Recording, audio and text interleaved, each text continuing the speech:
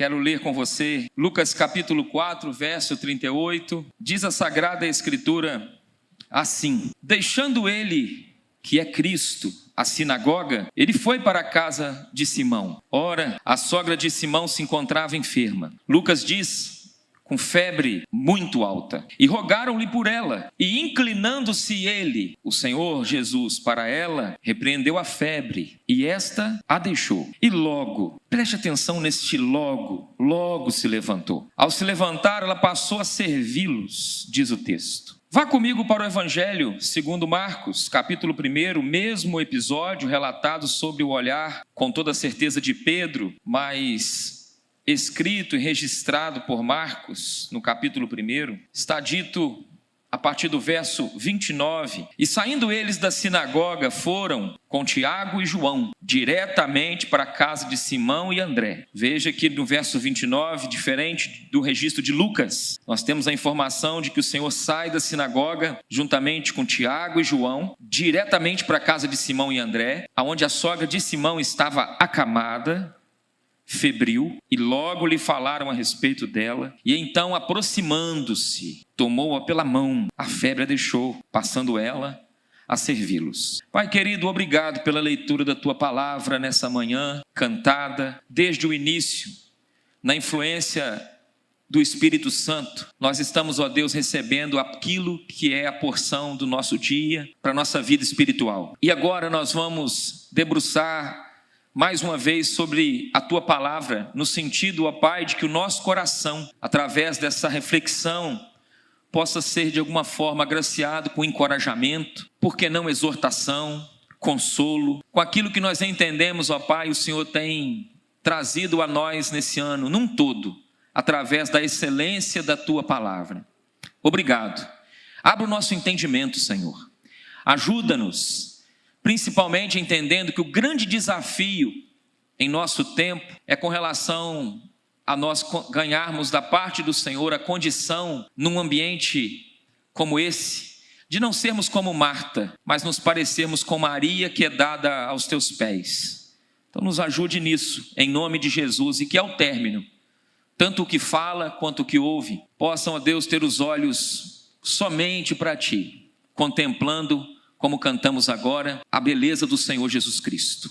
Em nome de Jesus a Ti oramos. Amém. Meus irmãos, o texto que nós podemos ler agora fala para o meu coração e para o teu algumas verdades preciosíssimas, principalmente no que diz respeito ao ministério do Senhor Jesus Cristo. Já disse aos irmãos em outra oportunidade que a palavra evangelho significa boa notícia. Então, todas as vezes que você e eu nos aproximamos do Evangelho de Mateus, de Marcos, de Lucas ou João, nós estamos sendo influenciados por uma boa notícia. E essa boa notícia, no olhar desse médico chamado Lucas, esse médico e historiador Lucas, que no seu Evangelho, de forma introdutória, eu quero aguçar sua curiosidade para, quem sabe, habitar nesse livro, morar nesse livro durante a sua semana. Lucas é o único autor bíblico gentílico. De Gênesis a Apocalipse, você não tem nenhum outro autor do contexto que nós chamamos do contexto hebraico, do judeu. Mas o único autor gentílico em toda a Bíblia é Lucas. Lucas, diferente de Mateus, que escreve o seu evangelho para uma audiência, onde a tona do seu evangelho é o reino de Cristo, é o Cristo que reina. Marcos é o Cristo que é servo. João é o Filho de Deus.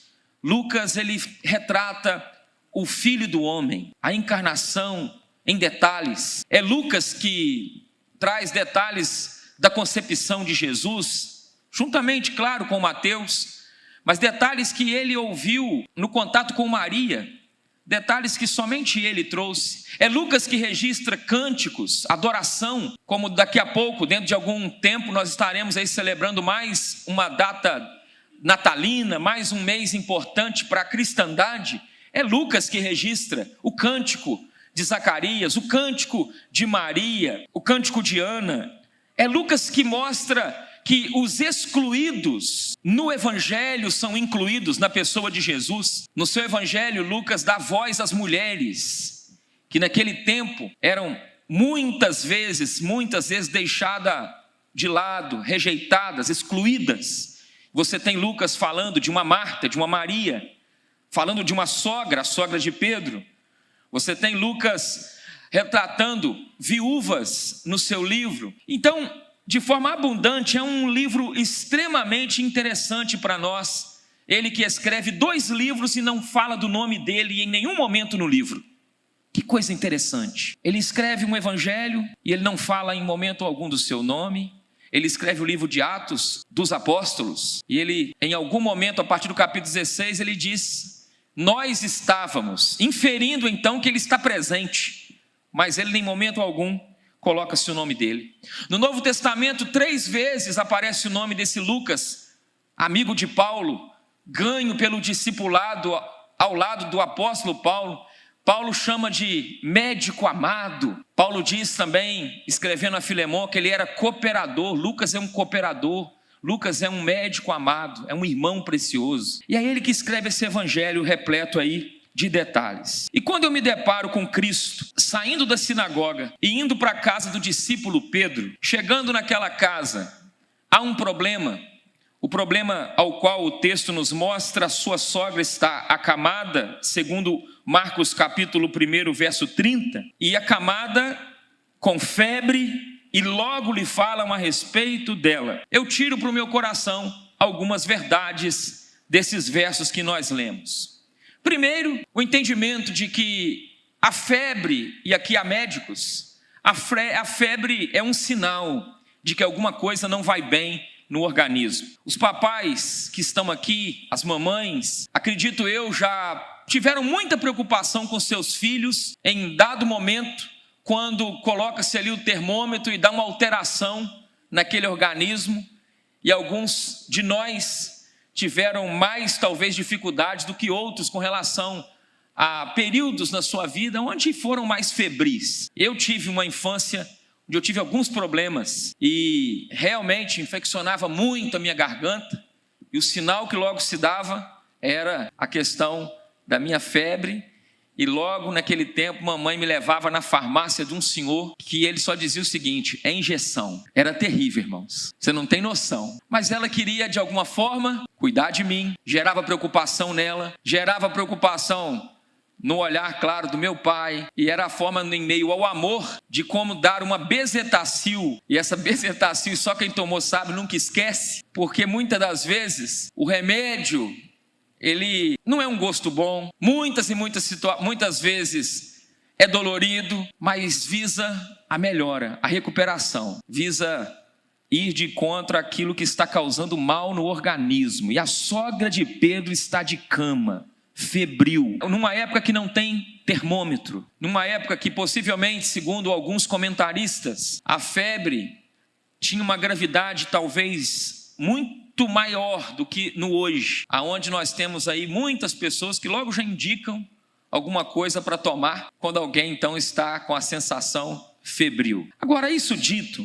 o que eu quero chamar a sua atenção nesse domingo pela manhã, e chamar a minha atenção, é das febres espirituais. Porque uma coisa é a febre no nosso organismo, resolvida com algum tipo de medicamento, com um chazinho que a vovó indica, com repouso.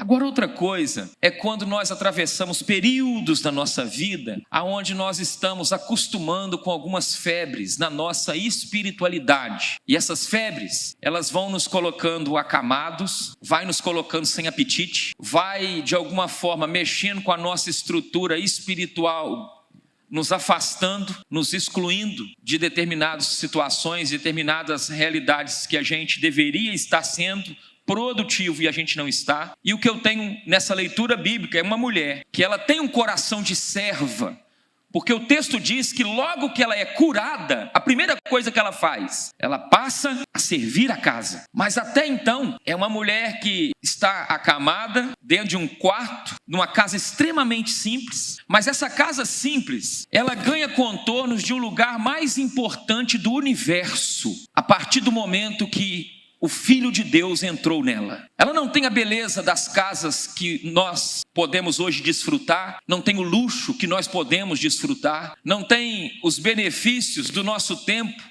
de aconchego. É uma casa extremamente simples, que tem as suas dificuldades do tempo, mas a partir do instante que Jesus saiu da sinagoga, aonde ele, como o libertador, traz dignidade a um homem oprimido pelo diabo, no contexto religioso, ele então agora dá passos, não sozinho.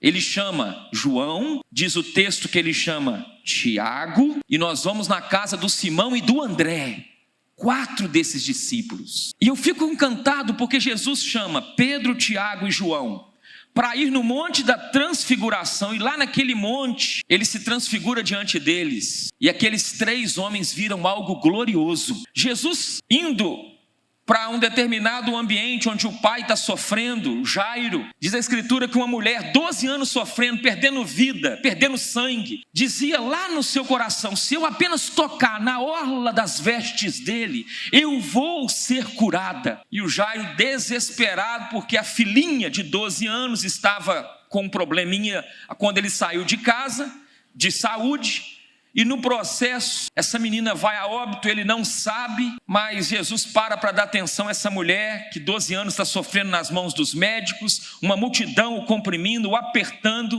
e de repente chegou os informantes da casa de Jairo: olha, para de incomodar o mestre, porque a tua filha morreu. Sem acudir a tais palavras, é relatado no texto bíblico, que Jesus diz então: olha, creia somente creia.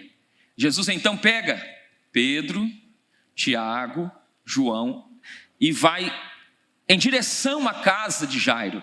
Chegando lá, um alvoroço, o alvoroço que o luto causa.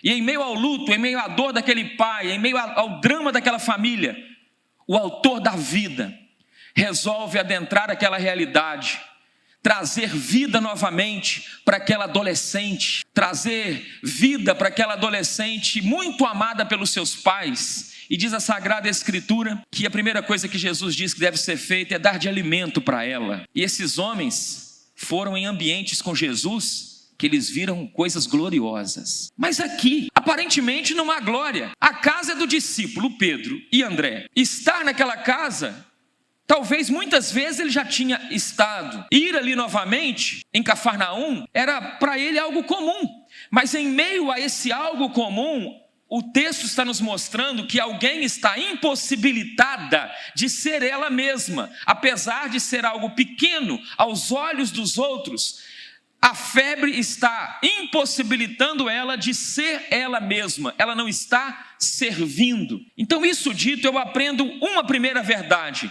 que toda oração tem a sua consideração. Isso dito, quem sabe nessa manhã, diante do ministério de Cristo, proclamado desse púlpito, da glória de Cristo, da mensagem de Cristo, da pessoa de Cristo, quem sabe há um pai, uma mãe, um filho, uma filha, que necessita do ministério de Jesus na sua realidade de casa, na sua realidade de família, que necessita que Jesus se incline para a sua situação conjugal, talvez, para a sua realidade pessoal, particular, íntima. Só você sabe. E quando você olha esse texto, você observa que Jesus chega no ambiente e ele nos ensina aqueles homens, ao trazer a situação para ele, dizendo para Jesus o seguinte: que logo lhe falaram a respeito dela. Assim que Jesus coloca os pés dentro daquela casa, a notícia rápida chega a ele: olha, possivelmente dizendo o nome dela, ela está de cama. Não sei se Jesus perguntou por ela, mas o que nós sabemos é que eles trazem essa informação para Cristo, e diz a Sagrada Escritura, logo lhe falam a respeito dela, e no verso 31 do Evangelho de Marcos, capítulo 1, aproximando-se, Jesus então foi no local onde ela estava. Então você vê e aprende comigo nessa manhã que o nosso Cristo, ele ministra àquela mulher primeiramente pela sua presença. A presença dele naquele local é um ministério de cura para aquela mulher. Mas não só isso. Segundo Mateus capítulo 8, verso 14, observe comigo aí, abra sua Bíblia, Mateus capítulo 8, verso 14, o mesmo episódio. Lemos Lucas, passamos em Marcos e chegamos em Mateus no capítulo 8. O mesmo episódio relatado, diz a Escritura, verso 14: tendo Jesus chegado à casa de Pedro, o que acontece? Viu a sogra. Então, você tem o Cristo que a presença dele é o diferencial na casa, mas o Cristo que o seu olhar faz toda a diferença. É o Cristo que a sua presença muda o ambiente, mas é o Cristo também que o seu olhar, o olhar ao qual ele consegue sondar os intentos do coração, ele consegue sondar as motivações, ele consegue sondar tudo aquilo que o olho humano, o olho natural não consegue. Esse Senhor, o médico daqueles que são médicos, esse Rei de reis, esse autor e consumador da fé, ele consegue enxergar naquela mulher alguém que necessitava não só da sua presença, mas ele olha para ela com aquilo que é mais nobre, que é compaixão. E você já teve a experiência, e quem sabe dentro dos profissionais médicos que aqui há, já falaram para os seus pacientes assim: eu vou passar lá no quarto e vou dar uma olhadinha. O que isso gera no coração do paciente, do parente, quando aquele médico fala isso para você? Deixa comigo que eu vou dar uma olhadinha. Mandou o exame para ele, eu vou dar uma olhadinha no exame. Você está crendo que o olhar dele é um olhar que vai cooperar no processo que você se encontra necessitado. O olhar. Agora, se nós estimamos tanto o olhar de um profissional médico, ao olhar que esse texto nos ensina, que Jesus adentra aquele ambiente e viu a sogra dele ardendo em febre, como nós temos lidado com o olhar de Cristo? Sabendo que nós todos andamos sobre o olhar dele durante todo o nosso tempo. Quando abrimos os nossos olhos, nós pensamos que ali começa nosso dia. Não, o Senhor cuida do seu sono, o Senhor cuida dos seus sonhos, te livra dos seus pesadelos, temores e pavores, te dá livramentos que você não tem ciência, usando o ministério angelical muitas vezes em favor dos santos. Aplana caminhos que, se você não tivesse esses caminhos de alguma forma aplanados, abertos por ele e por sua mão, fatalmente você não chegaria, você não conquistaria, você não avançaria. Porque o olhar de Cristo, meus irmãos, faz toda a diferença, como fez a diferença na vida dessa mulher, ao qual na presença dele, o seu olhar mudou completamente aquela realidade e aquele ambiente. Porque talvez André ali tinha um olhar, talvez Pedro tinha um olhar, João tinha uma outra perspectiva, mas o Cristo enxergando é diferente das perspectivas, muitas vezes, daqueles que estão ao nosso redor. De maneira que, acredito eu, ter consciência de que nós estamos sob o olhar de Deus em todo o tempo, me leva a uma vida responsável diante do mundo visível e invisível, de maneira que não preciso ser aquele que o tempo todo está sob a tutela de alguém. Quando era criança assim precisava, mas agora, chegado a ser homem, não. Você e eu somos livres, livres em Cristo, livres para ir, para vir, livres para levar a nossa vida em testemunho diante das pessoas, na dependência do Senhor, livres para testemunhar da graça salvadora. Somos livres, libertos. Como disse Paulo, que o reino, o Senhor nos libertou do império da ignorância, do império das trevas, e nos trouxe para o reino do Filho, do seu amor. E como o povo que é livre tem se dado com relação ao olhar do Cristo? A presença, o olhar, mas há algo também no texto de Lucas. Aí você volta para Lucas capítulo 4, a Escritura nos diz no versículo 39, que Jesus se inclinou para ela, repreendeu a febre e esta a deixou. Ele se inclina para com aquela mulher, ele toca naquela mulher, ele impõe as mãos e a febre deixa aquele organismo. Esse milagre leva a minha vida e a sua vida a pensar duas coisas, então. Primeira delas, eu já disse, a presença, o olhar, e a última, o toque de Cristo. O que muda a história de um homem e de uma mulher é o toque de Jesus. Porque o homem natural, ele já nasce febril. O homem em Adão, em Gênesis 3, começou a febre do homem. E a menos que ele tenha um encontro com Jesus Cristo Salvador, ele vai passar uma existência com muitas febres espirituais. E eu aprendo que eu preciso rogar a Deus o tempo todo: Senhor, me ajude, a de alguma forma o meu servir não ser um servir adoecido. Porque imagine que Jesus não tivesse ido naquela casa. Imagine que a história daquela mulher não tivesse sido transformada pela presença, pelo toque, pelo olhar de Jesus ali. E que simplesmente começasse uma pressão. Olha, estão precisando de você. A gente precisa que você faça comida. A gente precisa que você agora varre o quintal. E aquela mulher ia se esforçar. Ia ficar pesado. Ela ia... Talvez além do limite dela, o corpo pedia cama, mas ela não poderia se dar ao luxo da cama. Imagine isso. Espiritualmente, às vezes, tem acontecido isso muitas vezes. Quando, pastor? Quando alguém que não tem a experiência dada na Escritura Sagrada de ter sido encontrado por Cristo, tocado por Cristo, enxergado por Cristo, transformado por Cristo, na simplicidade nossa, nós incluímos no serviço a Cristo, porque serviço a Cristo não pode estar na frente do toque de Cristo. Seria termos uma comunidade não saudável, no sentido da experiência de conversão não ser uma realidade na vida de alguns, e esses alguns galgarem e estarem em funções na vida da igreja, sem terem a convicção de que são convertidos. Seria trágico, mas também sei que você e eu vemos isso muitas vezes. Para minha tristeza e dos meus irmãos aqui ao lado, eu sei que existem pastores não convertidos, eu sei que existem obreiros não convertidos, gente que está no serviço a Cristo, mas que não foi ainda alcançado pelo Cristo, pelo caminho da salvação.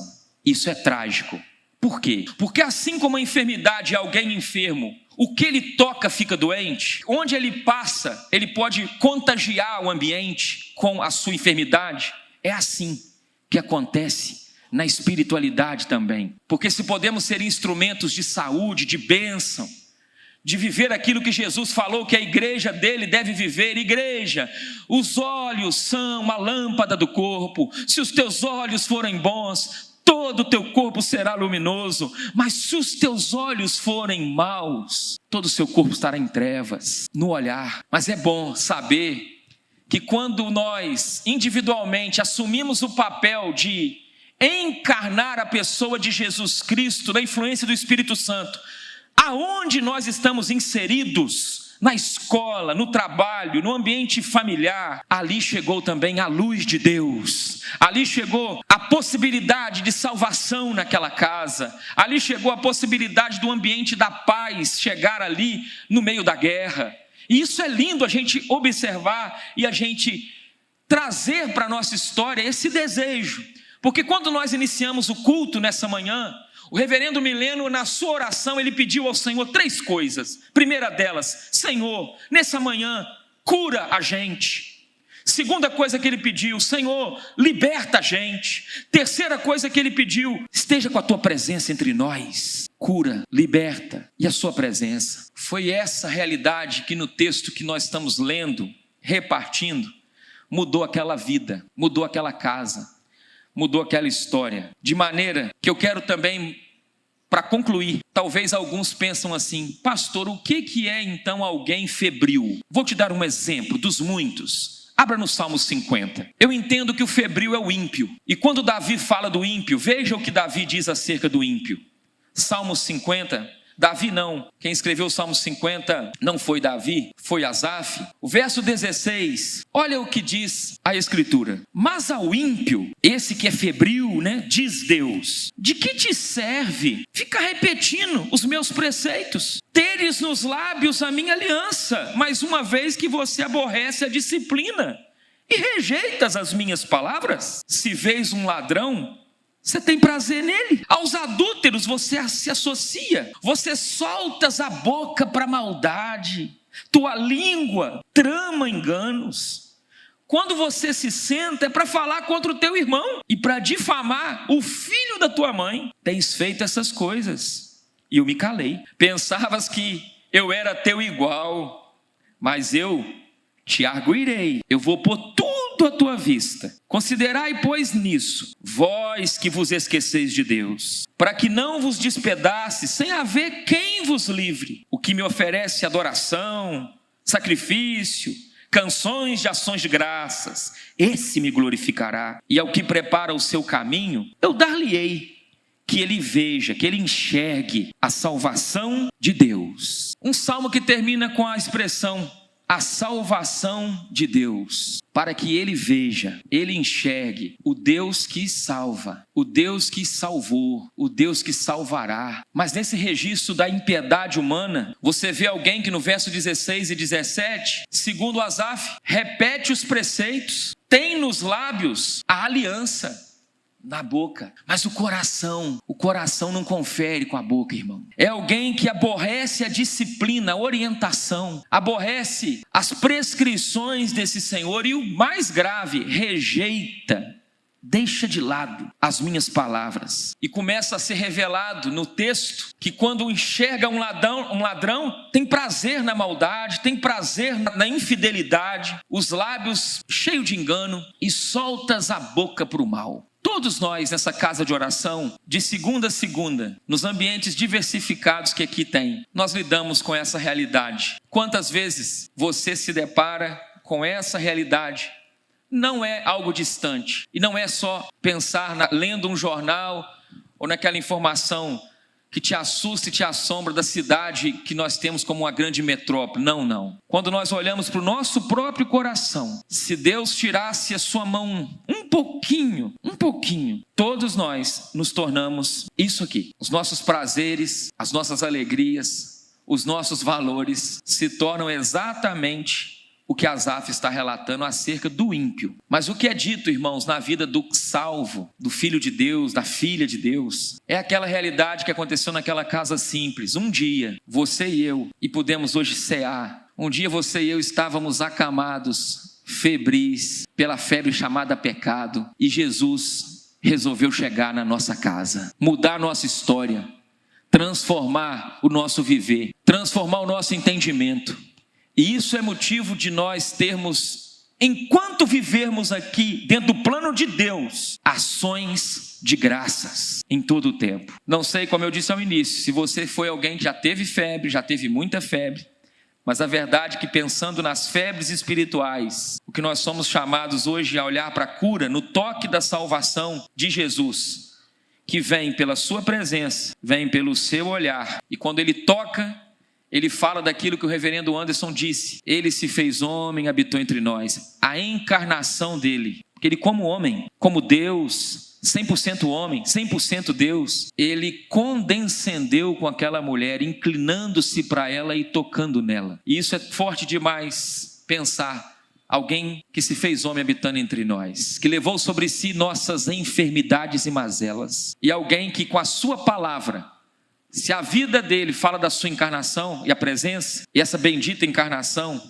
nós aprendemos também que a sua palavra fala do poder da sua ressurreição, porque aquela mulher ressurgiu, ela levantou, ela se ergueu, e eu acredito nessa manhã que alguns de nós, que sabe, tem consciência, a gente vive numa sociedade acamada, febril, mas a gente está diante da possibilidade de fazer a diferença nessa nação, nessa cidade, na vida do nosso município, olhando para o ministério de Cristo, porque o contato pela fé com Jesus é o meio prescrito para a salvação, da qual todos nós temos a responsabilidade de transmitir. Amém, meus irmãos? Vamos nos colocar de pé, oração, pedindo ao Senhor pela minha vida, pela sua vida, pela vida da igreja, e que o Senhor nos ajude. Pai querido, obrigado pelo teu perdão. Obrigado porque em Adão o que há é a impiedade, a enfermidade. A febre não é, Pai, a enfermidade em si, mas é um sinal de que alguma coisa não vai bem. Paizinho, se porventura alguém entre nós tem tido as suas febres espirituais, sem apetite, sem desejo, sem sede, ou então uma sede excessiva, não pelas coisas do Senhor, mas procurando se saciar em outras coisas, como a febre faz. A febre muda o gosto, o sabor. Quantas vezes o que aquece o coração, Pai, não tem sido mais a Tua palavra? Então muda isso, muda esse quadro na vida desse homem, na vida dessa mulher, e nos ajude a olharmos para a simplicidade do Cristo, como disse Paulo, escrevendo aos irmãos em Corinto, que assim como Eva foi enganada, de alguma sorte no entendimento dela, nós nunca nos afastemos da simplicidade e pureza devidas a Cristo. Nos ajuda nisso, e que a tua igreja entenda o seu papel terapêutico, o papel, ó Pai, de ser um instrumento de salvação na vida de outros, partindo do princípio que ela serve porque ela foi salva e tocada pelo Senhor. Em nome de Jesus nós oramos. Amém e amém.